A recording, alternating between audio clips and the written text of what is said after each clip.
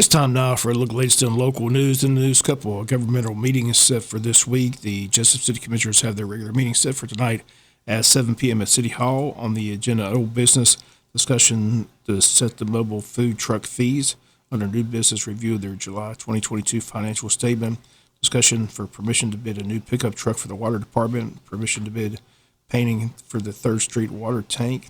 Permission to bid HVAC units for the MLK building, and permission to bid vehicles for the Jesup Police Department. Is an executive session, discuss personnel, items with the city manager, items with the commissioners, items with the mayor, all that set for tonight at 7 p.m. at City Hall. Wayne County Commissioners set to meet in a 2-day work session this week at the Wayne County Airport. The dates are Thursday and Friday, August 18th and 19th. The meeting on the 18th will begin at 1:30 in the afternoon, while the Friday meeting will begin at 8 a.m. The administrator, Ed Jeffers, says there's a full agenda with a lot of talks to be discussed. Once again, the meeting is set for Thursday and Friday at the Wayne County Airport. Emergency Management Agency Director Donnie Ray reminding residents that there's going to be a road closure next week, August 22nd through August 26th, Odom Road South. The road closure of through traffic on Odom Road South, extending from Ivy Street to Holmesville Road, will take place next week from August 22nd through August 26th. During the closure, southbound traffic will detour onto Ivy Street, continuing onto Robertson Road, Collins Circle, Tillman Anderson Road, Holmesville Road, and returning to Odom Road South. Northbound traffic will detour onto Holmesville Road, continuing onto Tillman Anderson Road, Collins Circle, Robertson Road, Ivy Street, and returning to Odom Road South. Traffic to residences in the area impacted by the repairs and closure will be allowed to pass as quickly as possible, but should expect delays as entire portions of the road will require excavation. The proposed closure will remain in place at all times until the pipe crossings at Daniels Road and Hyman Martin Road are repaired.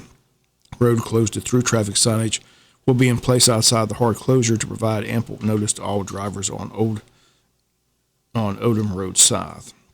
And if you need more information, contact the Wayne County Emergency Management Agency. That number is 427-5979.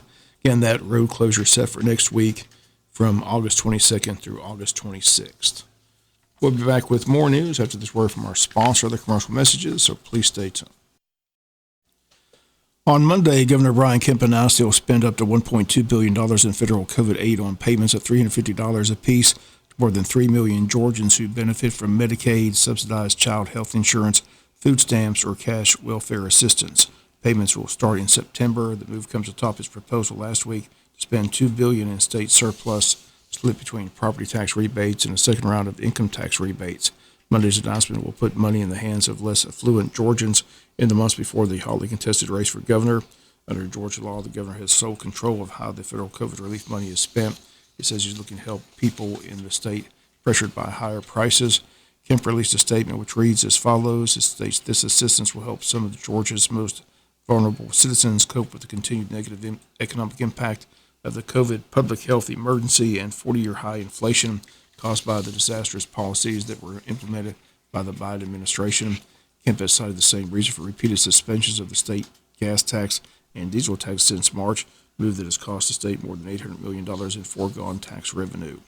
Fort Stewart soldier was found unresponsive in her barracks while on deployment in Germany. The press release Sunday afternoon by the U.S. Army states that Officer Denisha Montgomery was assigned to the 139th Military Police Command was found unresponsive in her barracks back in Germany on August 9th.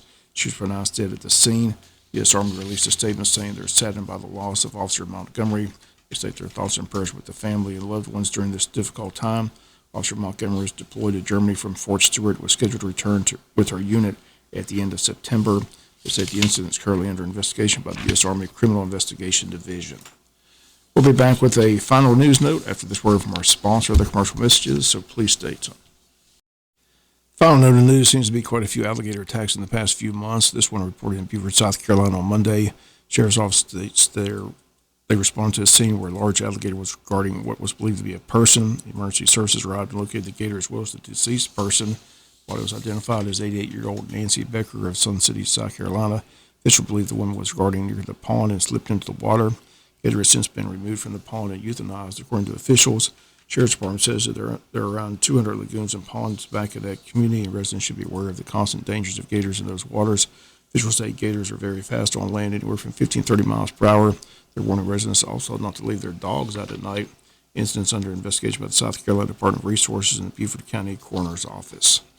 That's going to do it for the latest in local news. Sports comes your way in a few minutes. Bob Morgan, have a great day.